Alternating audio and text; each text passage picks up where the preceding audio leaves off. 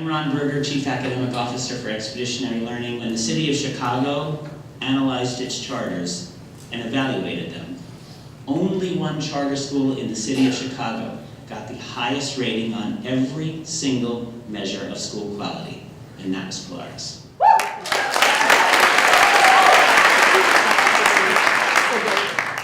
What would it look like if students were working toward Common Core standards and at the same time trying to change the world?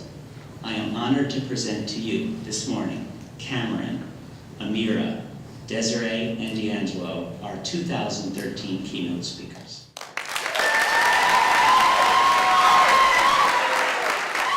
We, the people of the United States, in order to form a more perfect union, establish justice, ensure domestic tranquility, provide for the common defense, promote the general welfare, and secure the blessings of liberty to ourselves and our posterity, do ordain and establish this Constitution for the United States of America. Good afternoon. My name is Cameron Bull. Hello everyone, I'm Desiree Gabbard. It's a pleasure to be here. My name is D'Angelo Pinkston. And my name's Amira Rollins. Last year, when we started Justice for All, That's the title of our year-long expedition. when we started it, we weren't sure what connections to make. At Polaris, we are taught to have integrity, compassion, to be critical thinkers, to explore new ways of solving problems, and to serve as active citizens. To help us understand how amendments are interpreted, we study landmarks Supreme Court laws. Cases like Frederick versus Morse and Tinker versus Des Moines, where the courts protected the First Amendment when they determined that students do not shed their constitutional rights to freedom of speech or expression at the schoolhouse gates. In December, we were introduced to the Second Amendment through the sub-question: who is responsible for gun control? The people or the government? This amendment protects people's rights to bear arms. Within a week of studying the Second Amendment, the shootings at Sandy Hook Elementary School happened. This tragedy was a turning point in our expedition. It created a sense of fear and urgency. Schools are supposed to be a safe place, but suddenly we felt vulnerable. We started having conversations about how gun violence has affected our own lives. Teachers set aside time during crew for us to share our stories. When we surveyed our crew members, what we found might shock you. It sure surprised us. 84% of our crew members have been around a gun. I have an uncle who's in a gang and never goes anywhere without his gun. 96% of our 8th grade crewmates know someone who has been shot or killed. My cousin was shot at point-blank range on his way back from getting a cup of coffee. 100% of us have, at some time or another, felt unsafe in our own neighborhood. We decided that we want justice and domestic tranquility in our home and in our neighborhood. If we want general welfare to make it safe for us to walk to school and play outside. If we want what children all over want. The opportunity to grow up. Get smart. And do good.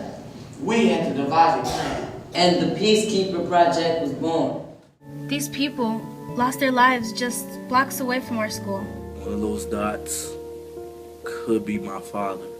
One of those dots could be my little sister. One of those dots could be me. We became very committed to our Peacekeeper project, which included 2 final products: a citywide day of peace and publishing a book honoring the people in our community who serve as our Peacekeeper experts.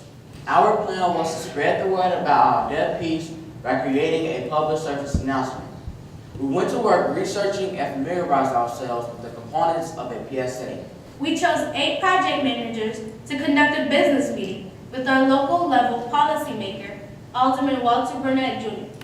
We went to City Hall to present our vision to have a day of peace on June 10, 2013. His enthusiastic response got us so excited.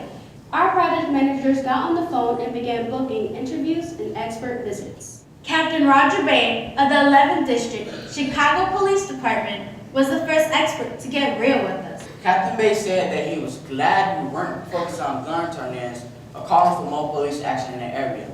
He said that if we really wanted to change things in our neighborhood, we need to start by building relationships and strengthening the culture of our community.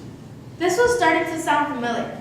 At Polaris, we are an EL school, so building culture and exploring what it really means to be a community is the center of everything we do.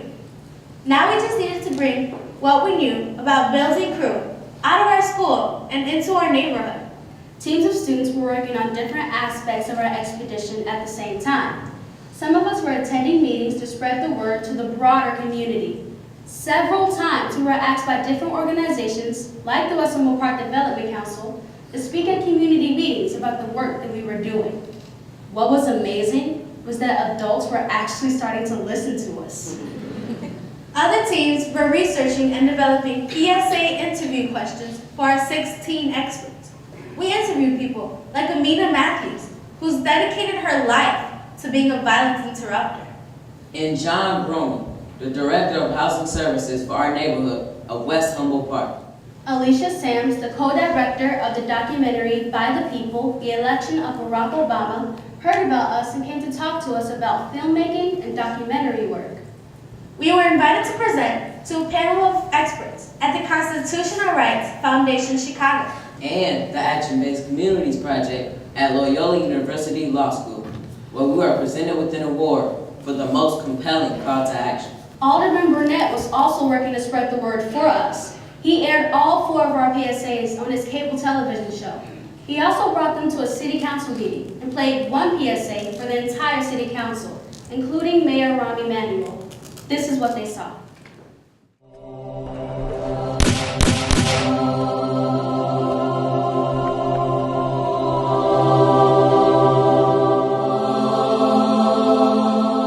Oh man, let's go to the left. Alright. People just don't know how it destroys a family. Been dealing with some of the drug trafficking that's been going on in this neighborhood for many years. I think that gun violence has really gotten worse over time. We need to get more after-school programs going on for the young people. And stop using guns as a means to resolve disputes. We can stop the gun violence by creating more jobs and activities. We have planned a day of peace on June 10th, and we would like to see our communities bonding together, pledging 24 hours of non-gun violence. We were really busy spreading the word about our Day of Peace using our PSAs. We also spent time passing out flyers to promote our community sweeping green. For those of you who don't know what a sweeping green is, it's where you get all the neighbors out of their houses at the same time, on the same day, to clean up their yards and get to know one another. If this wasn't enough, we were also working on our second final product, publishing our book, Peacekeepers of Chicago. Peacekeepers of Chicago was a culmination of everything we had learned about writing that year. The Common Core state standards place a special focus on argumentative writing pieces. The biographical sketches were written as argumentative writing pieces that had to defend the claim that each person deserved the title of peacekeeper. Sometimes we found that the information that we gathered from their interviews wasn't enough, so we had to get information from multiple sources and the internet, including articles, journals, and op-ed pieces. This book took us through the whole writing process of planning, revising, editing, and rewriting. I can't even tell you how many drafts we went through as we did our peer critique sessions in order to help us revise our work. We are also proud of the fact that it was good enough to be accepted into the Mayor Daley branch of the Chicago Public Library. June 10th was our scheduled citywide Day of Peace. We asked our entire city to put down their guns. Our call to action was to have a day with no violence, no shootings, no killings. The reality is that we fell short of that goal. June 10th was not a day of peace for the entire city, but it was for our community. This is the email that we got from Captain Bay. I have remarkable news to share regarding June 10th, a day of peace.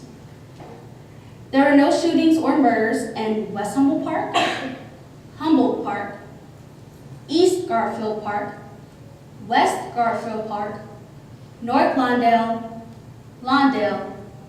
Austin, or Hermosa. One elderly woman was stabbed to death in the 4th District on the far southeast side of the city. A shooting in the 7th District, Inglewood, resulted in 5 people being shot, and one of them died from his injuries. A shooting in the 3rd District resulted in 1 man being shot. A shooting in the 9th District resulted in 1 man being shot. A shooting in the 20th District resulted in 1 man and 1 woman being shot. The results of Peacekeepers is what I consider an ongoing conversation. People looking for solutions. People working toward those solutions. Everyone working together to make this year better than the last. When we started our Peacekeeper project, we thought we were going to change our city. But what we really did was change ourselves. What we learned was that this kind of work takes grit, perseverance, and persistence. That if things are going to be better, each of us, all citizens of the United States, need to be the people. At Polaris, we are working on being the living embodiment of the Constitution. So here's our call to action. Help us create a space where students, teachers, and community members can spread the word, inspire one another, and support the hard work of creating change.